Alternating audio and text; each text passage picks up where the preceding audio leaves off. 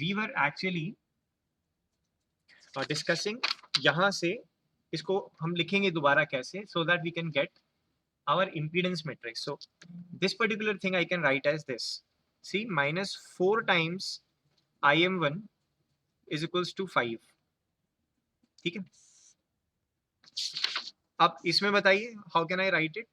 बाकी सब जीरो है. There is nothing like im2, there is nothing like im3 in this particular equation. पहली वाली को अगर देखें, in the second equation also we have 2 plus 2 plus 2 6 im2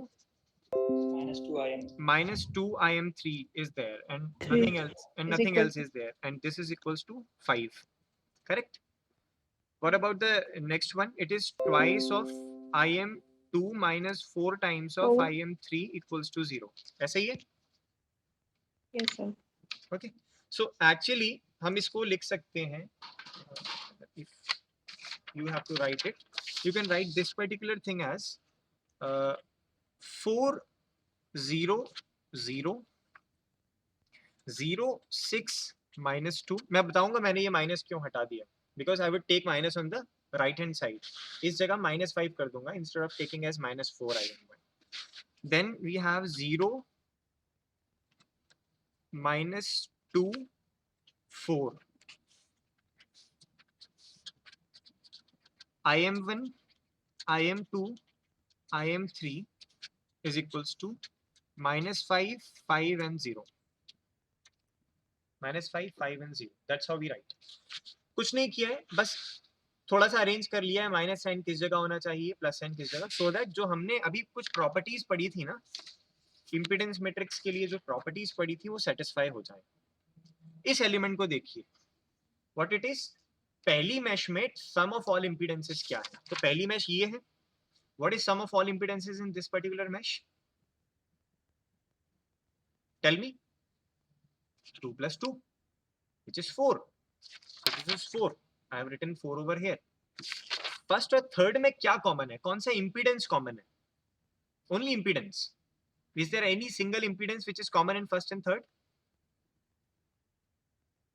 no, that's why 0. First और second में कुछ कॉमन है इंपीडेंस, फर्स्ट और सेकंड में, दैट्स व्हाई 0. और सिमेट्रिक होती है तो इसीलिए 2 3 सॉरी 1 3 और 2 1 भी 0 होंगे, like this. Now come to mesh 2. Mesh 2 में sum of impedances क्या है? 6. 2 plus 2 plus 2 6. So here you see a 6. 2 और 1 में कुछ कॉमन नहीं है, a 0. 2 और 3 में क्या कॉमन है? 2 with a negative sign, a 2 is there. इसी तरीके से लास्ट वाले में आ जाए. लास्ट वाले में sum of impedances क्या है? 4. A 4 is there. What is common between 2 and 3? 2 minus 2 के साथ आ गया. 3 और 1 में कुछ कॉमन है? Nothing. That's why 0. अब आते हैं भाई, ये माइनस साइन क्यों हुआ, ये प्लस क्यों हुआ? Come over there, you see. इस इंपीडेंस, इस अगर सर्किट को आप देखें या वोल्टेज सोर्स को देखें, इस वोल्टेज सोर्स की डायरेक्शन ऑफ करंट और डायरेक्शन ऑफ लूप सेम है या ऑपोजिट है? ऑपोजिट है. तो अब आप एक प्रॉपर्टी और जोड़ लीजिए हमारी इन मैट्रिक्स वाली प्रॉपर्टीज में, जो ZM की प्रॉपर्टीज थी, कि voltages are taken as positive if direction of mesh current and component current in voltage source is same. IM is mesh current and component current is same. Same नहीं होगा तो opposite होगा, else negative. ठीक है, तो आप ये लिख लीजिए, all voltages are taken as positive if direction of mesh current and component is same for voltage source only. तो जो आप सोर्स वेक्टर बनाएंगे उसमें ध्यान रखेंगे कि पॉजिटिव आएगा या नेगेटिव आएगा. तो पहली मैश में अगर हम देखें, so the direction of first mesh current is opposite to the direction of the component current, that's why there was a negative sign. और second mesh में देखें तो you see the direction of second mesh current is same as the direction of the component current, that's why there is a plus sign. That's it. अब आप इसे solve कर लीजिए using calculator और whatever you want. Solve भी क्या करना है, you know everything. 4 times IM1 is equals to -5. इसका मतलब हुआ IM1 is equals to -5/4. Am I right? Yes, sir. And we have two different other equations like 6 IM2 minus 2 IM3 is equals to 5 and minus 2 IM2 plus 4 IM3 is equals to 0. नीचे वाली equation में 3 का multiply कर दीजिए तो हमारे पास आएगा 6 IM2 minus 2 IM3 equals to 5. अगर मैं नीचे वाली इक्वेशन में 3 का मल्टीप्लाई कर दूं, it would be -6 IM2 plus 12. 4 3s are 12. IM3 equals to 0. Add कर देंगे दोनों को, आपको मिलेगा 10 IM3 is equals to 5. यानी IM3 कितना हो गया 5/10 which is equals to what 1/2. 0.5 या 1/2 exactly. तो we can write it as 1/2 also. 1/2. तो IM1 मुझे मिला -5/4. IM2 मिला 1/2. अब IM3 बताएं. नहीं, IM3 मिला 1/2. IM2 बताएं क्या होगा. 1. कर लिया सॉल्व. सी इसको आप देखें, इट वुड बी ये -½ हो जाएगा तो -1. तो ये माइनस उधर जाएगा तो +6 हो जाएगा. +6 is it would give you 1. ठीक है, इसमें पुट कर दीजिए ना IM3 की वैल्यू. तो विच इज इक्वल्स टू 1/2. 1/2 करने से 2/2 इज 1. 1 माइनस का है उस साइड जाएगा तो प्लस. तो 6 IM2 is equals to 6. 6 IM2 is equals to 6 का मतलब हो गया IM2 is equals to what 1. तो ये IM1 IM2 IM3 आपने सॉल्व कर लिए. Now put these values IM1 equals to -5/4, IM2 is this and this in these equations. तो आप बताएं I1 क्या हो गया 1.25. 5/4 है ना, तो विद अ नेगेटिव साइन है, तो इसको मैं लिख रहा हूँ +5/4. Let me right it directly. This also is +5/4. ये बताएं ये कितना होगा IM2 minus IM1 है ये I3. IM2 minus IM1. What was IM2? 1. तो ये हो गया 1 plus 5/4. Am I right? Because वो -5/4 है, +5/4 हो गया. What about IM2? 1. This is equals to what? 1 minus 1/2, which is equals to 1/2. So this is 1/2. I6 is equals to 1. 1. I7 is equals to 1/2. All in amperes. ये समझ आया कैसे किया? How we did this? Yes, sir. Now Yes, sir. use these values and put in this equation. जैसे अगर voltage 1 पता करना है, it is twice of I1, which is equals to 10/4. तो V1 is equals to 10/4. लिख देते हैं यहाँ पे, it is equals to 10/4 volts.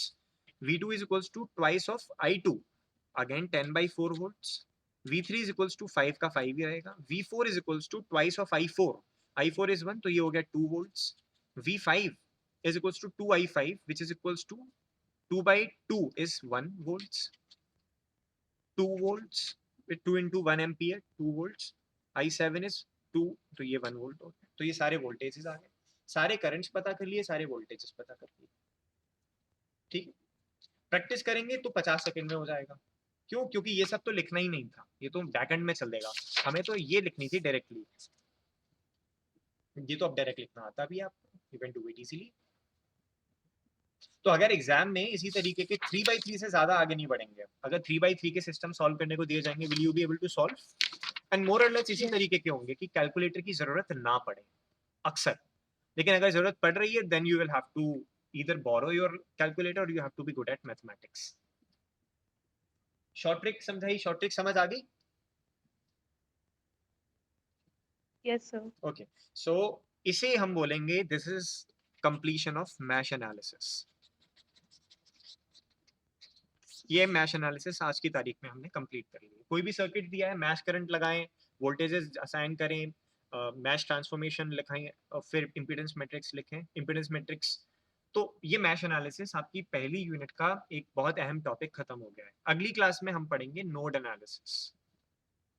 किसी को कुछ पूछना तो नहीं, कोई डाउट क्वेरी है तो वो पूछ सकते हैं. नो डाउट, ऑल डाउट, सब कुछ डाउट में ही चला गया sir. Okay, so I will share with you one question on DHA which you can solve. Let me just give it right away over here itself. So you just have to solve this.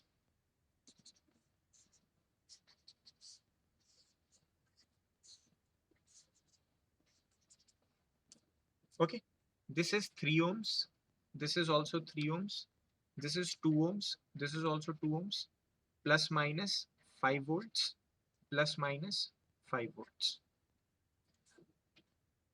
अब आपको ये अपने हिसाब से अपने तरीके से plus minus वगैरह लगा के you will have to solve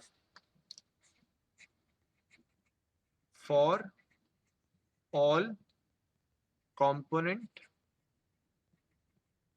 voltages and current using mesh analysis.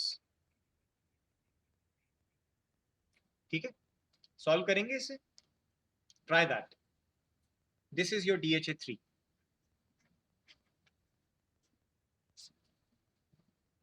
कोई भी कंफ्यूजन है पूछ सकते हैं, अभी नहीं बाद में व्हाट्सएप पे फोन कॉल करके.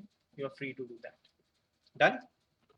सर आज की क्लास में स्टार्टिंग में जो एक वो बताया था डायमेंशन वाला, हाँ हाँ, सर वो एक बार बता दो. Okay sure. सो देखिए मैंने बताया था कि जो मैट्रिक्स है आपके पास, अभी ये जो मैट्रिक्स आई, ये देखें ये वाली मैट्रिक्स आई, या कोई भी मैट्रिक्स जो अभी थोड़ी देर पहले सॉल्व कर रहे थे फॉर दिस पर्टिकुलर सर्किट, तो इसकी मैट्रिक्स की डायमेंशन इस सर्किट के लिए जो इंपीडेंस मैट्रिक्स बनती है, यानी ये वाली मैट्रिक्स, इसकी डायमेंशन होती है b minus N plus one by B minus N plus one, यानी 3/3. तो इसमें b 7 था, n 5 था, b minus N plus one 3 हो गया, तो इसकी डायमेंशन है 3/3. इसकी डायमेंशन जो इंपीडेंस मैट्रिक्स बनती है. ठीक है, ओके सर. ये बता रहा था कि कोई भी सर्किट दिया हो उसकी इंपीडेंस मैट्रिक्स की डायमेंशन क्या होंगी, b minus N plus one by B minus N plus one, and it is always a square matrix. और फिर कुछ और इंपॉर्टेंट चीजें थी जो आप देख सकते हैं कि सारे डायगोनल एलिमेंट पॉजिटिव साइन होता है, सारे ऑफ डायगोनल एलिमेंट पे नेगेटिव साइन होता है, या फिर वो जीरो होता है. इससे पहले वाला पेज में था फर्स्ट 2 पॉइंट्स. अच्छा, पहले 2 पॉइंट्स और वो वाला पेज ही मैं ढूंढ रहा हूँ, where I kept that, I don't know. Okay, तो वो 2 पॉइंट थे. सबसे पहला तो ये था कि let me just tell you,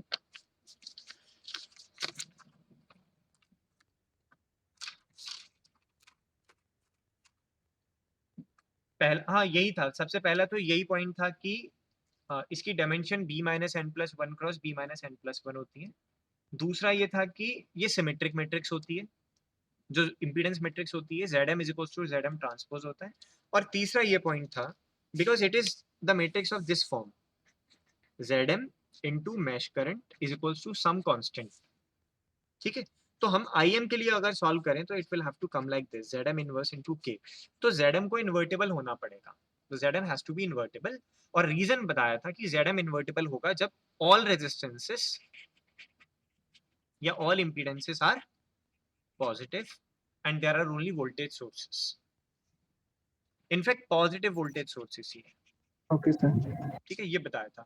सारी इंपीडेंसेस और वोल्टेज सोर्स पॉजिटिव है, कोई वोल्टेज सोर्स ही ऐसा नहीं है कि नेगेटिव सोर्स हो गया है. अगर नेगेटिव तो may be it can be solved and may not be solved, फिर दोनों कंडीशंस है. लेकिन अगर सब कुछ पॉजिटिव है तो डेफिनेटली वो इन्वर्टेबल होगा और सॉल्व हो जाएगा, गारंटी.